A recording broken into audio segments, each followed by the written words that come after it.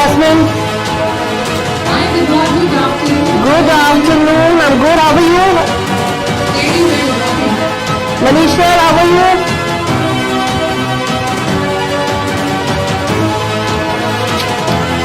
Hello?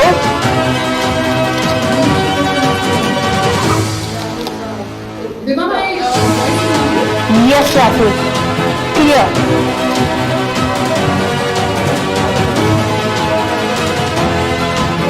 Jasmin, you'll have to have your cameras on at all point of time. Yeah.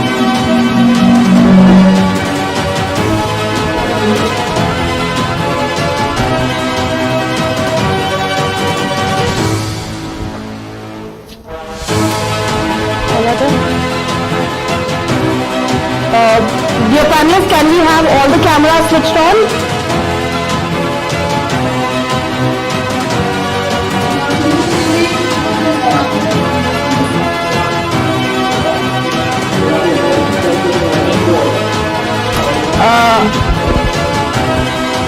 Dear panelists, we need to have the volumes at 70%, otherwise it will echo.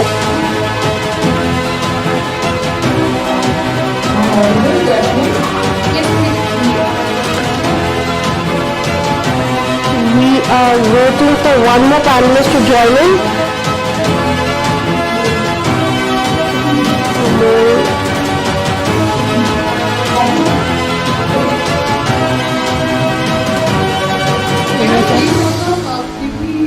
Manish and I am living in Bangalore.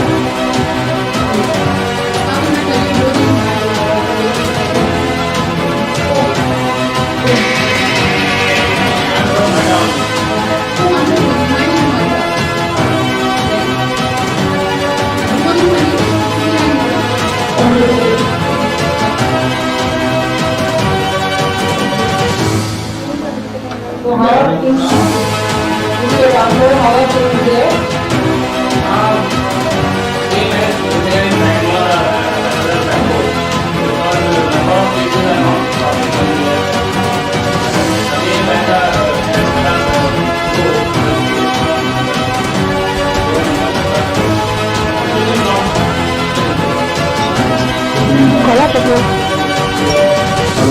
come back to the business. So that time we have to do this. That time we have to attend these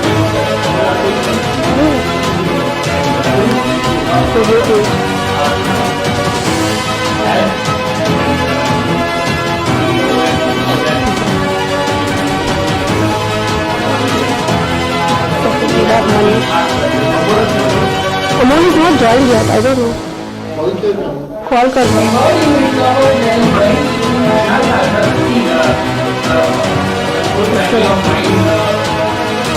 है number.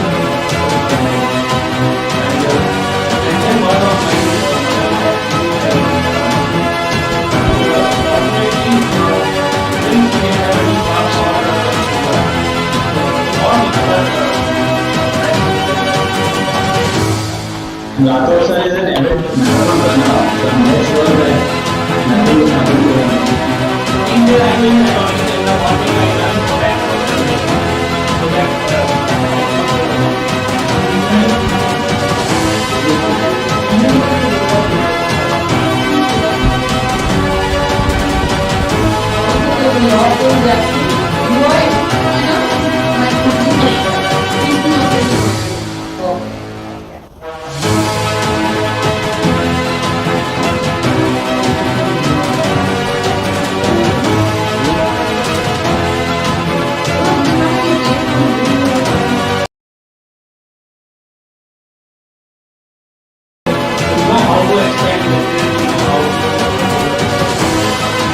Dear panelists, a small request before we start the panel. We need to have your video switched on at all given point of time because of the live session, and the volumes needs to be at 70%.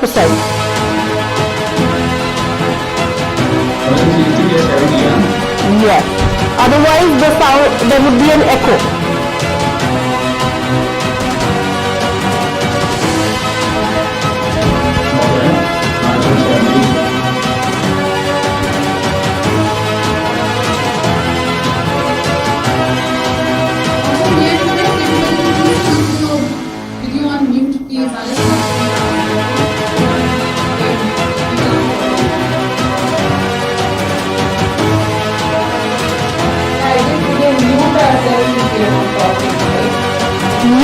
can be done.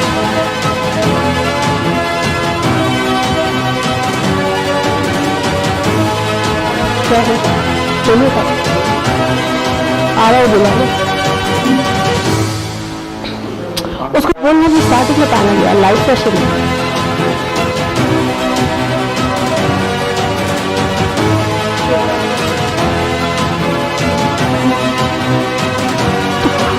Console पे बैठता है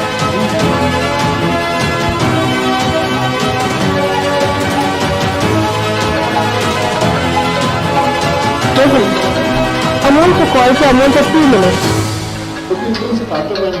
We need the time before we put up. We need to see the proof before we start.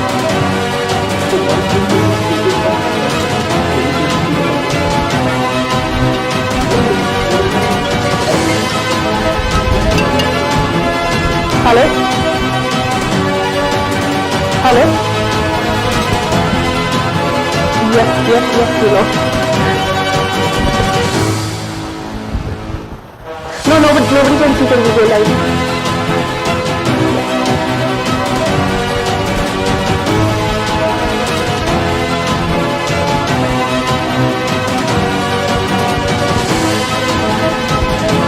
Yeah.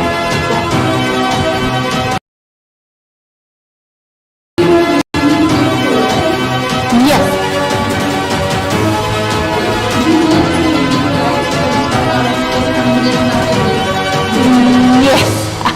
Just around 30 seconds we'll be live.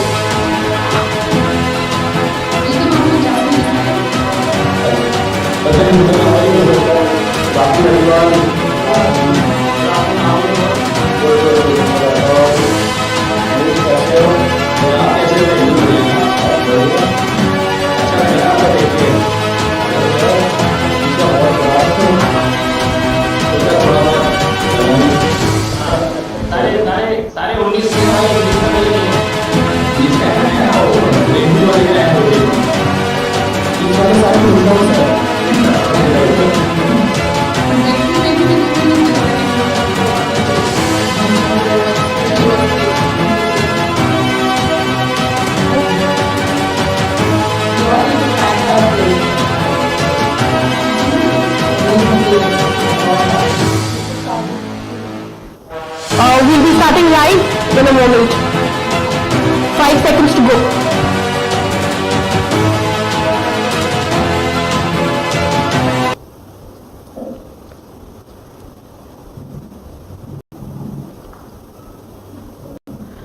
Good afternoon and a warm welcome. You're watching Knowledge Plus, a knowledge sharing session with educators, presented by Education Today and powered by Education News Network. Today in this session, we're going to discuss a very eminent topic. Probably nobody has come across this so far. People have been discussing NEP all this while. So let's discuss multiple intelligence in preschool. For this, we have a team of esteemed panelists who is going to join us for this session today. So let's welcome our first panelist and the moderator for this session. She is Miss Jasmin Kumar. She's an educationalist, author, parenting coach, and vice chairperson for Rayz International Preschool, Noida. Welcome, Jasmin. Thank you, Vibha, for the kind introduction. Good afternoon, everybody. A very warm welcome to our esteemed panelists for the discussion today. We all have gathered here virtually to discuss about a very beautiful theory of multiple intelligence, which has been coined by Dr. Howard Gardner, who had felt that, the traditional concept of intelligence was incomplete, and hence he proposed a variety of different types of 8 intelligences, such as linguistic, logical, mathematical, bodily kinesthetic, intrapersonal, interpersonal, naturalistic, visual spatial, as well as musical.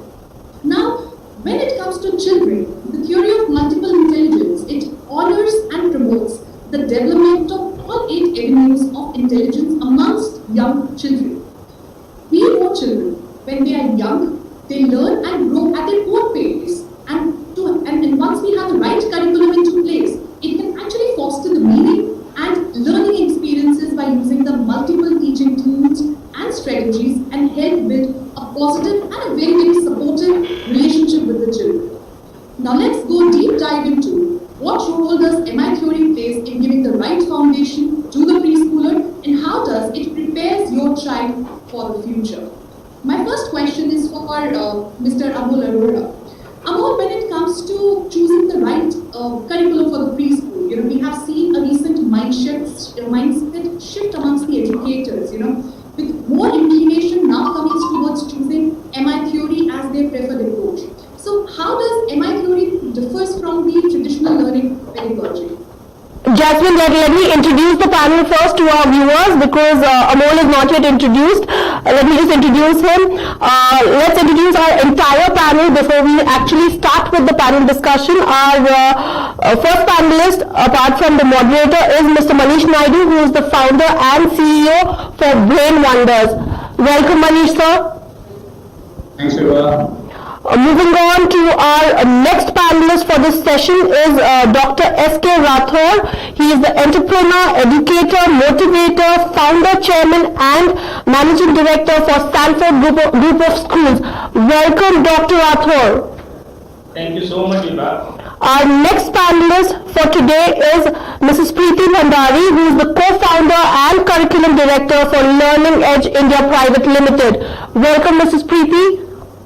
Thanks, Vibha. Last but not the least, we have Mr. Amol Arora, who is the Vice Chairman and Managing Director for Shemrock and Shemford group of schools. Welcome, Amolji. Thank you. Thank you, Vibha. Thank you. Over to you, Jasmin, for the panel. Thank you so much, Vibha. So I will repeat the question, Amol. So I wanted to understand that how does MI theory differs from the traditional learning pedagogy? I know MI is a big fad and a lot of people are now being attracted to it. It sounds very simplistic, but it's not new. I think it's just it's being packaged and being debated in the country. For it's a theory which was released in 1983, so it's not nothing new. All it says is instead of judging children on a single parameter of intelligence, which was the IQ, children are not inherently intelligent just on one parameter. They have these 8 different intelligences that they have, and so that means that otherwise we're just judging everyone on one single parameter. So just broadens the definition of intelligence. That's what I feel. So however, how has it changed anything? I don't think. I think it's the same. It's just giving a model to what good preschools have been doing. We've been running our Shemrock and Shemford for 30 years, and it's always the same. Where you have to use multiple approaches to educate a child. You cannot use single approach back, and that was. It's not something which is new, it's just that a framework is coming into play where it's getting more structure to, okay, now this is a linguistic form of teaching learning that's happening. So it's just given some framework. Beyond that, I think it is always clear that learning has to be holistic in terms of how the teacher approaches the problem rather than just using a chalkboard or a single method of teaching learning, which was happening in traditional schools, but yeah, so now it's coming in more to the mainstream. So earlier we were considered like alternate models of teaching. But now this has become the mainstream now. Right. So adding on to what Amol you just mentioned, that you say that there is not much of a difference when it comes about multiple intelligence theory. Of course, that also has an element of being the child-centric kind of curriculum, having all the 8 areas, 8 intelligences being very well integrated. So why do we have different curriculums into place then? What differentiates Montessori? What differentiates Reggio Emilia? What differentiates multiple intelligence or a play-way method? Of course, we as preschoolers, as educators, we are following the multiple approach, but then why do we have different curriculums? And why is MI theory different than any other curriculum for that matter? Oh, would you like me to answer that? Okay, see, learning has 2 different philosophies, right? One is a constructivist theory where we assume the human creates their own knowledge, but that's theories like Reggio Emilia, where the child is a center of its own learning and takes charge of their own learning, which is not practical in an environment like India, where we have different teacher-student ratios, we have expectations, we have curriculum to cover, we have parents' expectations. So you cannot let a child be purely. It has to be something where, and it's not something very curriculum-centric also, so you have to have a balance between the two. So that's what I feel that balance is. And if Harvard doctor is giving 8, where does 8 come from? Do you know there's not a single research that talks about MI intelligence, whether it works or not? It's just something which is just pulled out of thin air by observation, which I feel in itself is a bit scary. The good thing is it makes people aware that a child's learning should be approached from multiple angles. But is it a theory? I would not call it a theory in itself, because not a single study has proven that this works. So the definition of intelligence, example, now when you're in a staff room, you know which kids are intelligent and you know what intelligence is, understanding of intelligence. But he's converting intelligence into spatial, musical intelligence. You don't call such a intelligent child when he was in school. He was gifted. So the definition of MI is mixing up intelligence and abilities and gifts. So a child's ability to learn, that is what MI is talking about. It's not exactly intelligence. So it's a bit confusing. So I think that's why we are using it to awareness amongst teachers, because there are some people who still continue to use the single linear approach to teaching learning. That needs to change. That's where it's good. That makes you aware. But beyond that, to consider this as a whole framework for how teaching learning should be, and this is the only framework, that's not correct. So there will always be multiple approaches in different communities, as per parent population, as per parents' expectations, as per the country's requirements, as per the economics of the situation as well. So multiple approaches are there for parents to choose, and that's a good thing about early child education. Every parent can choose which philosophy is good for their child, and that's why different philosophies thrive in a country like India, where there are so many brands and each one has their own curriculum. Right. Great. Thank you so much, Amol. I think it's a great food for thought for Mr. Gardner as well. Moving on to Manish, Manish Naidu. Manish, your organization has done extensive research work on DMIT. Now, for those who don't know what is DMIT, it is a dermatolipase multiple intelligence test. It's a trending scientific study, I would say, that that reveals the congenital links between the fingerprint patterns and the brain lobes. So, Manish, how does DMIT helps in understanding the child's potential and personality? And do you think that the results of DMIT test conducted on a preschool child varies with the technology so vocally and verbally? I wouldn't have put it better. I will continue with what Mr. Amol spoke about, each having its own merits and demerits. And multiple intelligence is obviously a theory floated by Dr. Howard Gardner, but it is a combination of 16 different intelligences and probably the rest of the intelligence which may come up.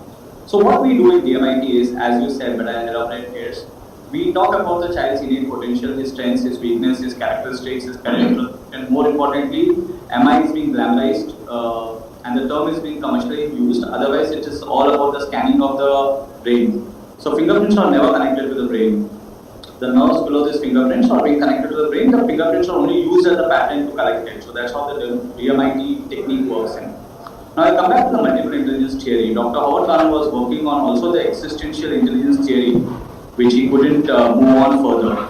So the intelligences which he has put forward to, and the intelligences which would probably also coming down the line, is all based on the concept of how your brain works. So your prefrontal, postfrontal, parietal, temporal, occipital, all these 5 lobes takes care of your interpersonal, intrapersonal, linguistic, auditory, verbal, visual, kinesthetic. Kinesthetic is further based on fine motor and gross motor.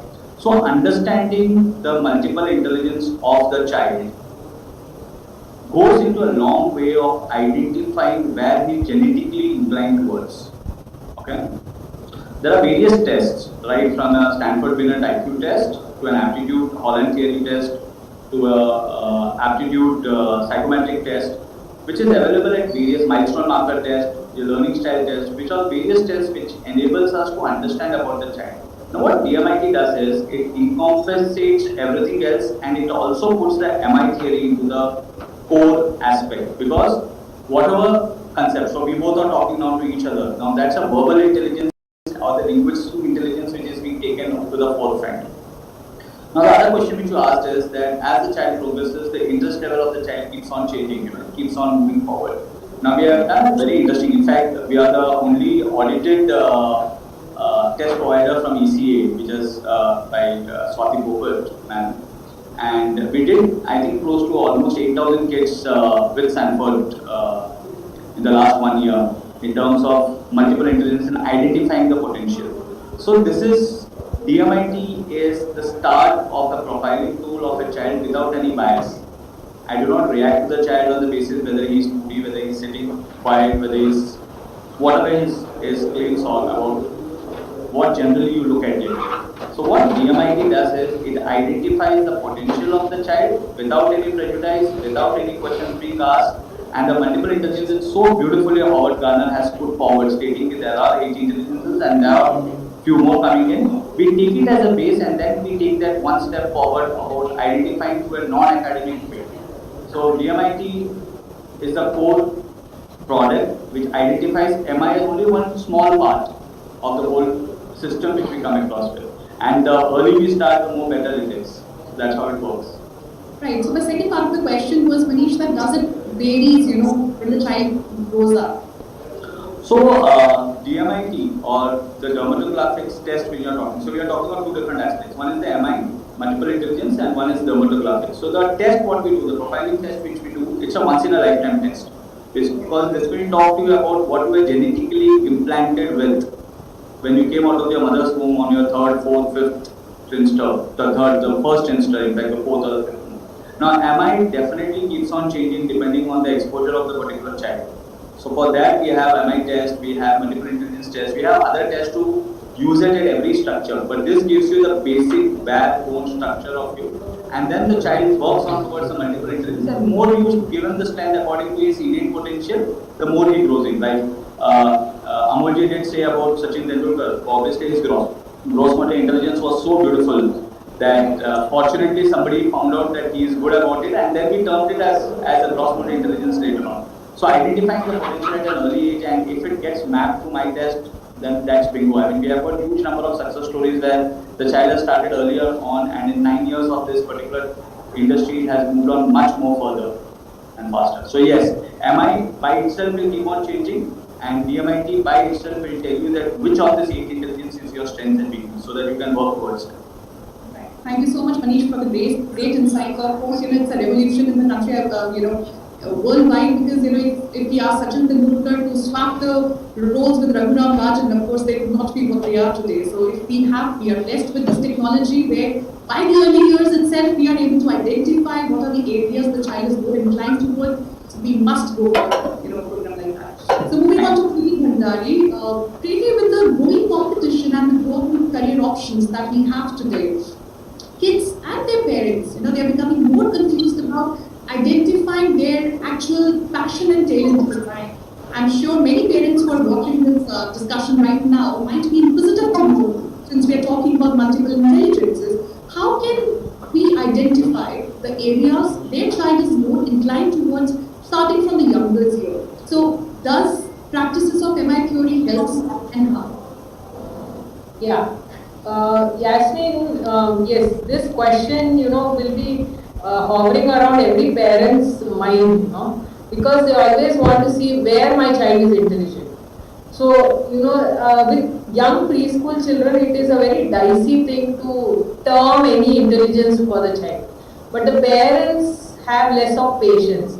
So, I always feel that any school, whichever philosophy they are following, be it Montessori or be it MI, is very important to educate our parents as to what it is.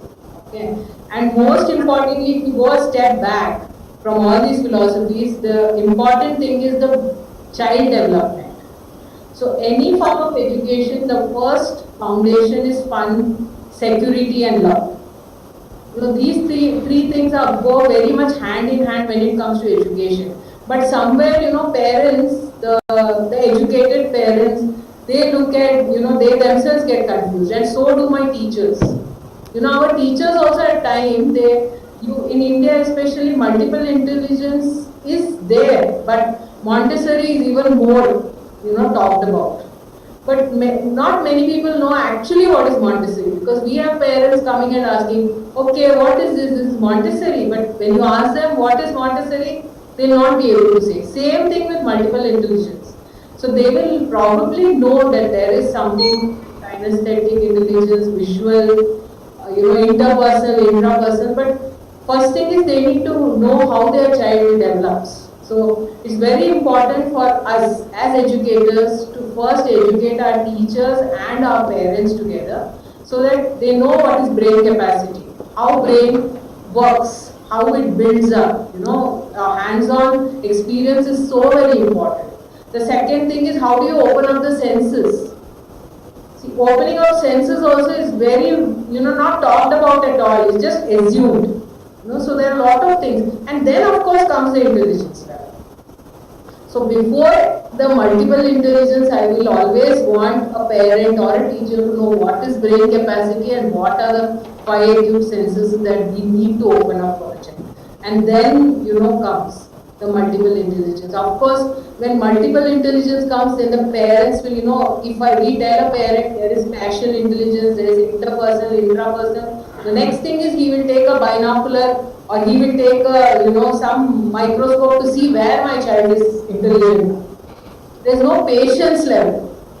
Patience has to come, because when you look into MI theory, it can't happen within, I won't suggest even it will, we'll be able to come to we'll give a result to a child that you are kinesthetically intelligent in 2 or 3 years time. It will take a long process. So for multiple intelligence to come into, if you want to practice it, you need a lot of patience. And that is what I always suggest to the parents.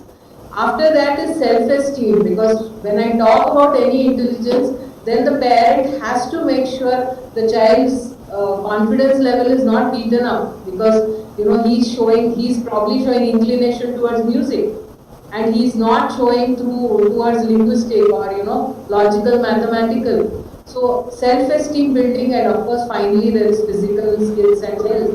So parents, identifying intelligence is a process. It can't happen, and multiple intelligence is more, you can see it as a tool. You always can tell the parents that it is a tool for you that you can use. And even the teachers, definitely they have to expose or let the child explore in the environment. It also depends on what kind of environment we give to the child, so that multiple intelligence can be practiced. That is something which is very important. For any theory to work at preschool level or say primary school level, the person needs a lot of patience to observe the child. And in this scenario, I don't see parents having patience to observe a child and make sure. Children, if they say they have 100 hands, they have 100 ways of thinking, and how will the parent act? But yes, if you are thinking of this as a theory, if we are following it as a theory in any school, then we can very well take it as helping in documentation of the profile of the child, and definitely it should be a more narrative, progressive assessment tool is what I look up. Because teachers and parents both together have to be more of a scene setter for a child. They have to give all the tools required so that then the intelligence will come. So this is how I feel that it could be the best tool for a parent to identify. Preeti, a couple of important things you have mentioned, while you were answering to my questions. So I'll come back to you because I want to further deep dive into what you said. Right. Before that,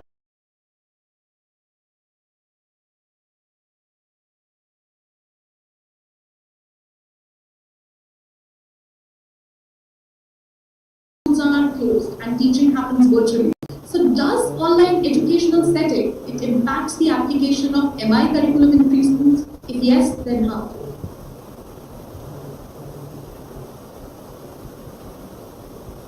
First of all, as we all know, preschool is a sector which was not ready for any kind of virtual education till March 31st, 2020. In April, we all started session. So maybe some preschool brand started in the first week, some third week, but April, I think everybody started virtual classes. So I strongly believe, after understanding the multiple intelligence theory, this is a part of all the education system. Knowingly or unknowingly, it is a part of our life also. Because whatever are the principles of interpersonal or intrapersonal or nature or your linguistic or mathematical, whatever you have the principles from multiple intelligence, we already have those in our lives. Without these principles, no education can happen.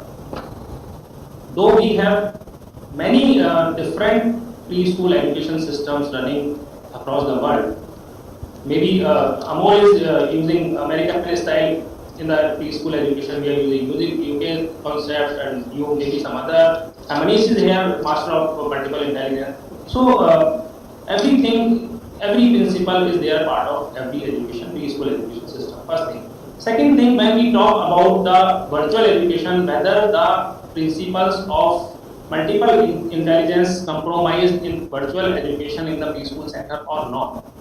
So I tell you initially yes, this problem would be with all the preschools, how to accommodate all the things on the screen, how to teach the children, how to make them understand, how to make them understand to move their body parts, to develop their language, to socialize them. So this was the big problem. But what I believe after this 6, 7, 8 months of lockdown and virtual education in the preschool sector, most of the principals are well taken care now. Apart from interpersonal, because it is required a social gathering, so socialization of the children more, and the kind of physical movement is required. That is, so these two things are compromised. The rest of the things are taken care now. Not from the day one, but now we all educators come across 6 months to understand how to deliver all these things on the screen with the small children. So I think we all people or our teachers are doing all the things well. Yes, when the socialization is required, we can't do on the screen.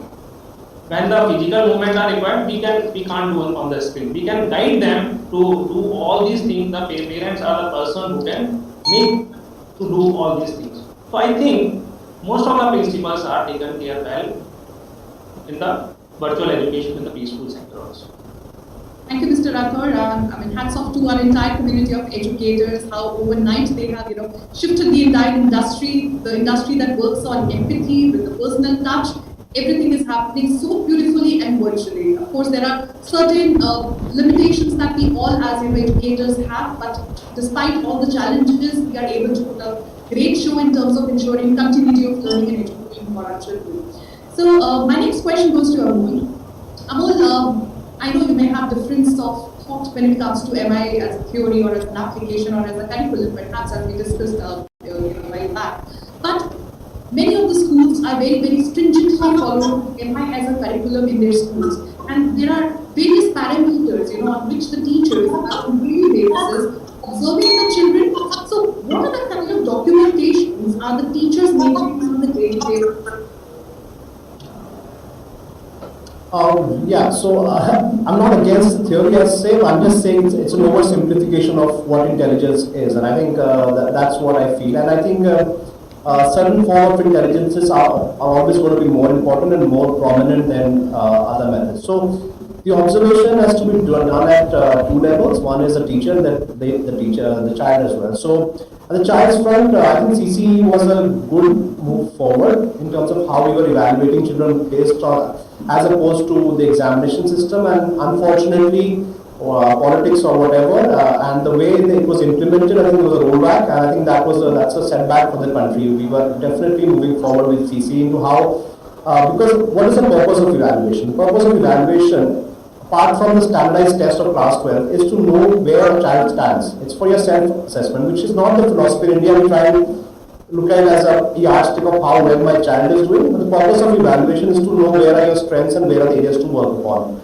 That can only come from a holistic approach, and which CCE was. So unfortunately, we've rolled that back, and in our primary classes also now, we're going back to the examination tests, unit tests and everything, which is a bit unfortunate. So having said that, I think schools need to continue, and the good thing is that below grade 8 you have, and from pre-primary classes, there are no government mandates, so you have to keep your assessments more holistic in terms of use of a variety of assessment methods, and keeping in mind, you cannot just take something from the West and put it in the Indian context, because the capability of our teachers is very different in India. So, and then if you just leave it to subjectivity of a teacher to assess a child on observation alone, you have cases of parents fighting कि उसके बच्चे को इतना क्यों दिया, मेरे बच्चे को कम मार्क्स क्यों दिए, and teachers could not be able to handle such situations. So you need something which is objective, and when it comes to objective, you come back to again assessments, because that's the only thing we have right now.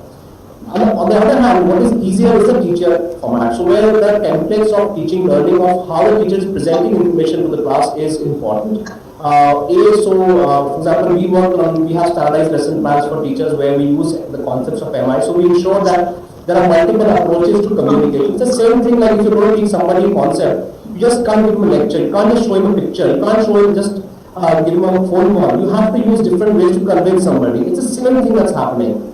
But if you look at the 8 modules also of intelligences of MI, 8 of them are never practiced completely. Neither, it is nature learner. It's difficult to incorporate into an everyday lesson plan because a teacher has to finish a lesson plan within a number of periods. So we have to be practical about what MI can achieve and cannot achieve. But as I said earlier also, it's a good tool. It forces people to think on a multiple mode when you're creating your lessons. That's a good thing. But why it's picking up so well? Because the name is very fancy. It makes you sound like yes, everybody is intelligent. There are no dumb people. So it's okay. So that's just a feel-good factor which this generation already is getting. We're giving them 99%, 100 marks to every second student, and everyone's made to feel special. And when they come out to the real world, they get a shocker of their life.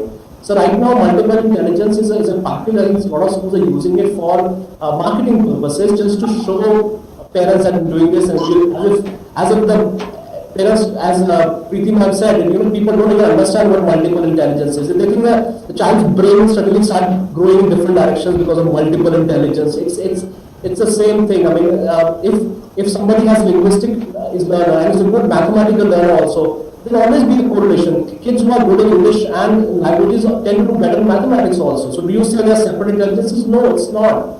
I think it's more packaging, a lot of fluff in it. But at the same time, where it serves its purpose very well is forces us adults to think of using multiple approaches to communicate to the child. And that's what everyone, if you keep asking teachers that how many intelligences are you using in your lesson plan, it will force them to think beyond just the class board. So that's what I feel where it is, and that's how it should be measured. So if you have certain parameters on judging your lesson plans of the teachers, give them templates of lesson plans to create, have those parameters in place, let them say that I'm using 3 methods. That's good enough for the class for now. I think that's what's practically doable. If you expect teachers to use 8 intelligence in every lesson, it's not going to work. They're never going to finish the chapters and syllabus. So my understanding of Amol had always been that when you talk about all these 8 intelligences, it is not that, of course, it is not practically possible. Of course, when you talk about naturalistic intelligence, at times it definitely becomes difficult for the teacher to, kind of involve and inculcate all the 8 intelligences into one chapter. So that is practically not possible. But I still feel that, as a theory, it is more value add than just a fancy name. I would like Manish to add some, inputs in here. I'm sure you might have a little difference of opinion in terms of the applicability of MI theory, even in our country here. So let's start from the fact that 9 years into this particular industry and I'm still learning the ropes on MI because it's a very vast subject. Too less a time to debate in even one particular intelligence on that particular fact. But let's understand from the practicality of how the profiling tool, as what Preeti ma'am said, how a profiling tool will be in a position to help 3 people in this infrastructure. Okay, one is the teachers, the second in this particular journey of preschools or the parents, and the third is obviously the kids. Now let's look at all the 3 individually. The kids would never be in a position to identify and tell you that I'm great in mathematics or I'm great in an XYZ subjects, because that is not why we send kids to preschools for. It is more for a playway method and then identifying and then playing around and learning it in a much more holistic way. Parents, the most toughest job in this world doesn't come with a book. So nobody knows how parenting is. We all learn from each other and identify the best way, the best practice method which we feel is good enough, and then we send it in. Teachers are left with 8 to 10 or 15 at the best time or the worst time kids, where it is difficult even for that kid to be handled by 2 parents back home. So you look at the sort of pressure the kids have. Even with the help in hand, you have to identify these 8 people who will have different milestones, right? Each of those 8 will never be in a position to pick up probably a particular clay properly, or the pen properly, or maybe put those particular toys in a right way it has to be. So if the teacher at the back end identifies the multiple intelligence of the child right at the beginning, and she knows that yes, 2 of them or 3 of them would be great in kinesthetic, 2 or 3 of them would be great in linguistic, and so on and so forth. So we are not bracketing them, but we're just trying to say that this kid is slightly better in this particular aspect. That gives a great tool on all the 3 parameters. A, it doesn't prejudice the teacher by stating that ये बच्चा और ये बच्चे ने Z तक पहुंचा है लेकिन तुम्हारा बच्चा C तक है. You wouldn't do that because he is good in something else. He is good in dancing. वो Z तक बच्चा पहुंच गया, but ये C में dance भी कर रहा है साथ में. I'm just trying to say the difference. Second, parents, including me, when I had put my child in Educator, are so very frenzied 10 years back about मेरा बच्चा बाकी बच्चों से कैसा कर रहा है. But you don't have to compare. Okay, because each child has its own potential and its own strength and its own weakness. And multiple intelligence along with identifying the learning style of the child. Okay, so each one of us have its own learning style on auditory, kinesthetic, visual, motive and concept based, will also go in a long way in identifying the teacher-child connection, the child and the parent connection, and the parent and the teacher connection, so that the PTA becomes happy. So once you do this MI profiling tool, irrespective of however you do it, you can give a 20 questionnaire to a teacher, a 20 questionnaire to a parent, and just assess them. If at all the genetic intelligence tool is expensive, you give them a profiling tool, some sort of a profiling tool which is not academic based, which is not comparative based, has to have a start. You simply cannot send the child across any so much of formative years. We all agree at one point that 0 to 3 years is 60% of the brain development. 3 to 8 is another 20. So I'll cut it short. I think there is a buzz. So what I'm trying to say is, a profiling tool which identifies the teachers, which identifies the parenting technology and methodology of the parent, and because the child cannot speak by itself. If you have some tool, it is better than nothing. And genetically patented tool gives you a huge insight about the child, which otherwise was missing. Thank you so much, Manish, for sharing the great insights. Preeti, I have my next question for you. People say that MI theory helps helps prepare children for the future. Do you think that we can correlate the multiple intelligence theory with the skills that are required in the 21st century workplace? Yeah, see, multiple intelligence theory definitely supports that, for parents to follow the interest of the child, which was not happening maybe, in the last generation. So parents are a little more serious about, knowing the interest of the child and their abilities. So this definitely multiple intelligence, if followed, as per the knowledge of the parents and as per the psychologist himself, the Gardner, whatever he wanted to put across, if it is followed well, I'm sure it will give all the skills required for a child who is going to be in the 21st century. But having said that, see, what happens is, most importantly for any parent today for 21st century is, my child should be able to, fit into the new world, right? So COVID time is something which all of us, actually it's a very, in one way if you see, it's a good thing. Everything went topsy-turvy and it's back to square one, is what I feel at times.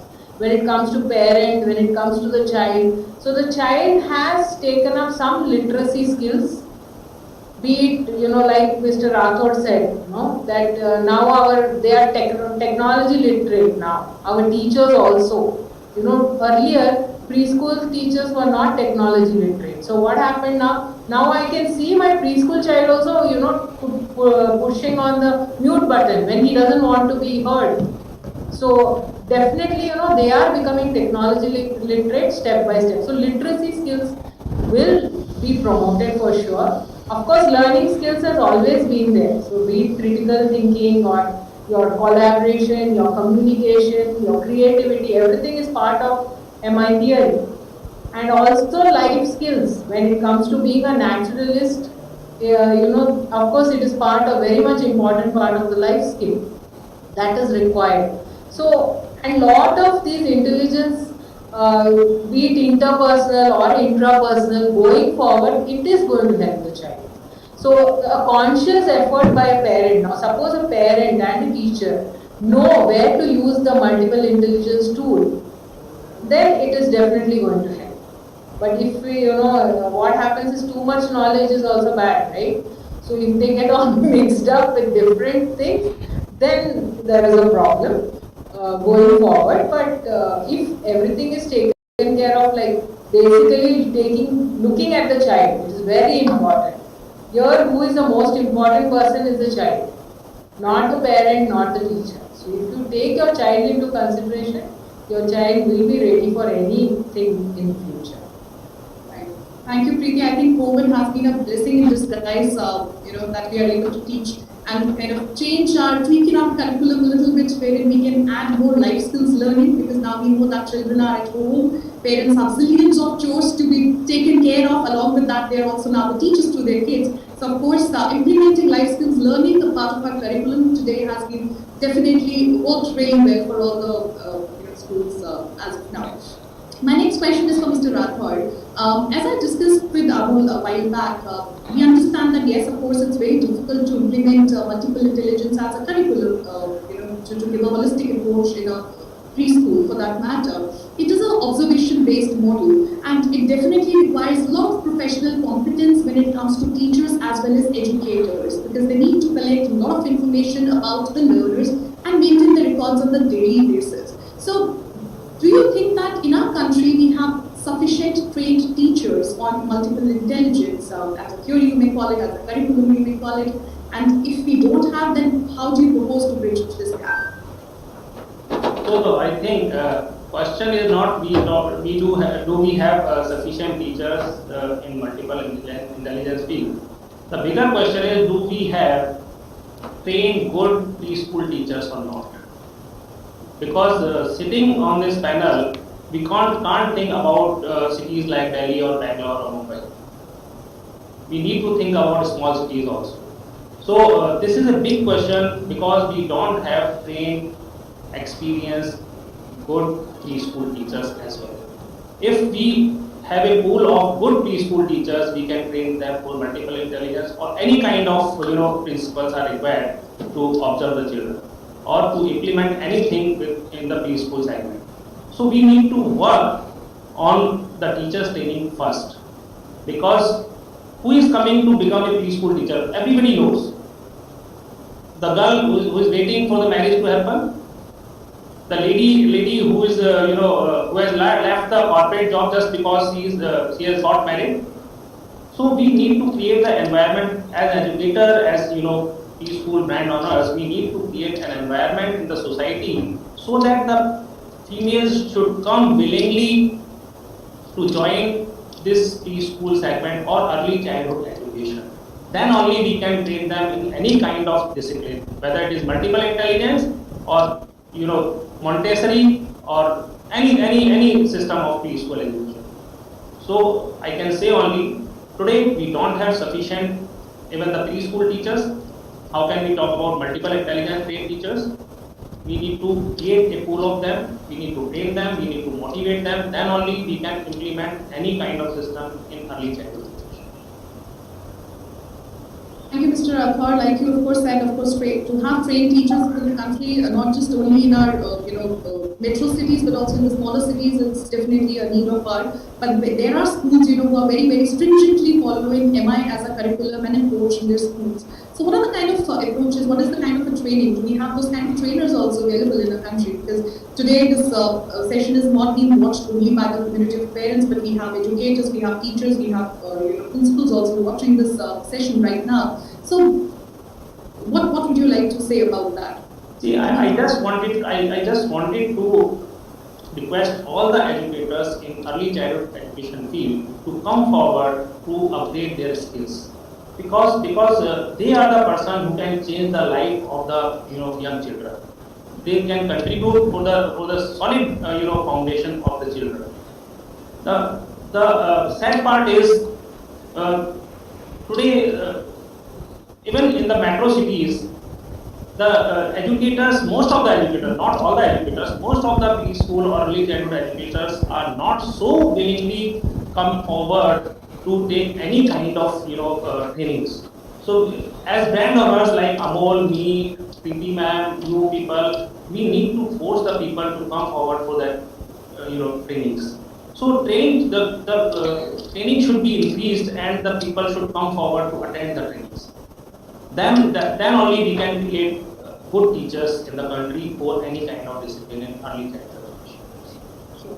Thank you. We are moving to the last part of the panel discussion today. So I would like each one of you to say a few words about, because currently we all are in a situation where parents are a little skeptical about whose kid has never seen a school. So today they are skeptical about what all kind of things needs to be taken into consideration when my child joins an online school where there is no physical school happening. So what is it? What kind of message would you all want to communicate and tell to the community of parents that how can they make it one choice when it comes to choosing the right preschool for your child? Can you start with Amol, please?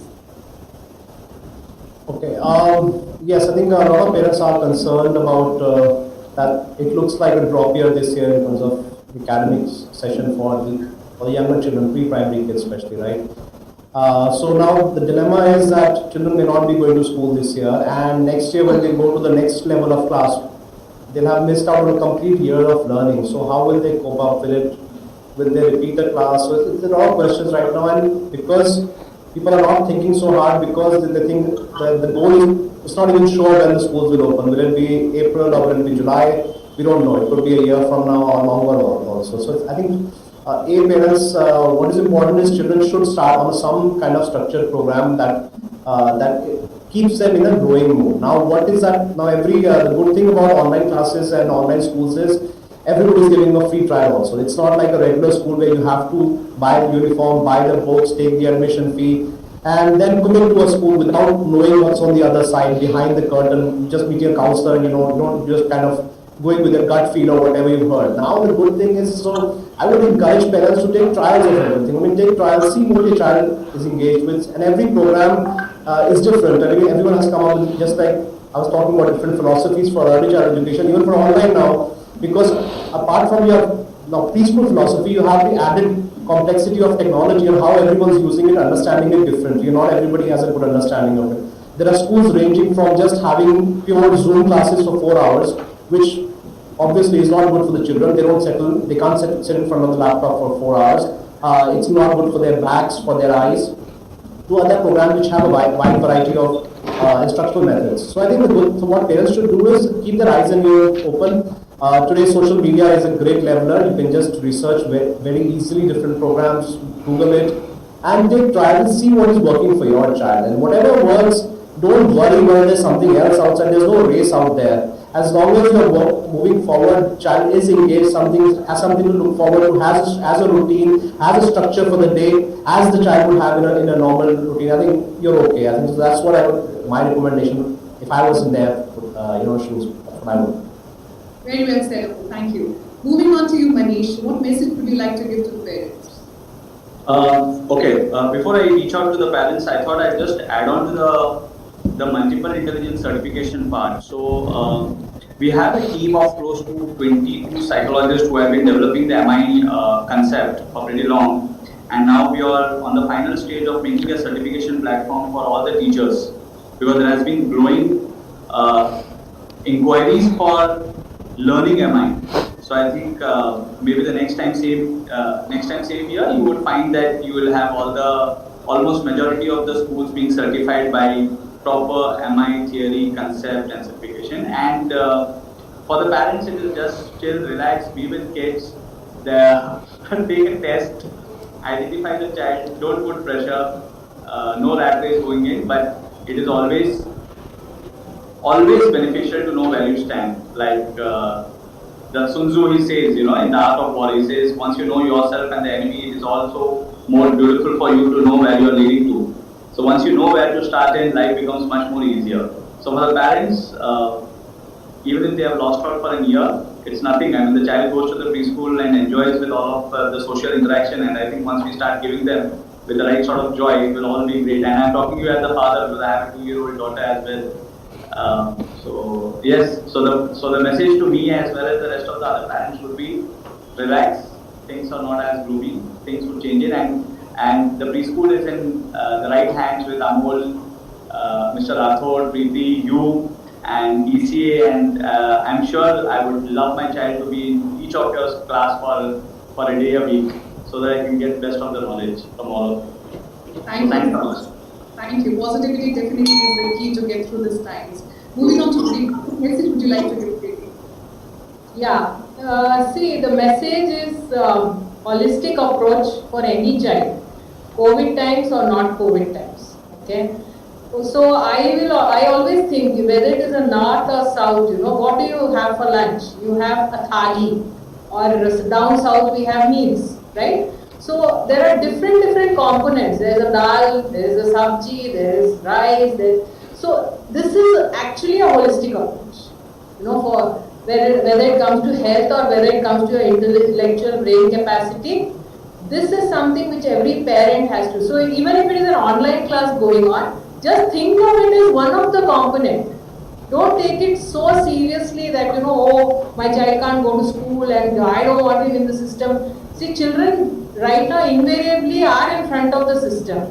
So if you 45 minutes to 1 hour it's okay for a preschooler, and teacher is making every attempt to make sure that children do have the social skills. We can see the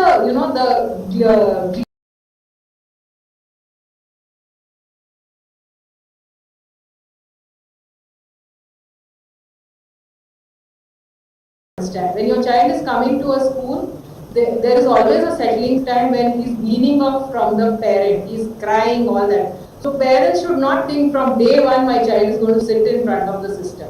There is a settling time for the child there also. So parents need to understand that a proper planned, structured learning is something which we have. It is our duty to give to the child. Okay. So as a parent, if it's preschool, say for example, I talk about Little Delhi, we are giving a structured program, a planned program, trying as much to give a child a holistic approach, and it's working for us, I'd say. And when it comes to parents, if any parent is skeptical, we ask this parent to talk to another parent who has been using the class. So that way I feel, parents also, they need to broaden their views, because getting ready for the future, online classes may stay. So it's fine if my child is getting this is just an initial taste for the day, and go ahead with the COVID times. Of course, in this process, our child will be prepared for the next session. The child may not have to take a break here, and we will see when the situation is fine and school start. We definitely take a very lenient approach towards children who have missed out on a lot of things. So it's not going to be you will have a break here, and our parents should not even think about those things. But as a parent, make sure you're giving a holistic approach, whether in class or at home. That's all I would say to the parent. Thank you, Preeti. Now two shall pass. That's how we can communicate to parents. So just hang there and stay positive. Don't act like boss smoking in the house all the time. So moving on to Mr. Rathor, what message would you like to give to parents? See, we don't know where the preschool will be open. Maybe we are closed for next 6 months or 12 months long. And we can't keep our children away from the schooling. This is whatever we are doing with these small young children, online education or virtual education, this is not made for them basically. Their physical development, their social development is not happening. So as educator, we need to work on alternate model of preschool education. We need to think about, because maybe in a year's time or 6 months time, vaccination will start happening, and government will allow us to reopen our schools maybe after 6 months or 9 months or 10 months or 12 months. But for many years from now, maybe 2, 3, 4 years, parent will be worried. Parent will not be 100%. Parent will not be ready to send their small children to the preschools. So as educator, as the preschool community, we need to work on the alternate model of early childhood education. So we have already launched, in June I have launched this micro preschooling model. What is that? This virtual education is happening, and in our case, most of the teachers come from the nearby areas. Wherever our center is there, teachers come from the 2-3 kilometers from that place, and children also come from that community only. So I have asked my teachers to take classes at their own home, maybe 3, 4, 5 children. and in many of the cases we are successful.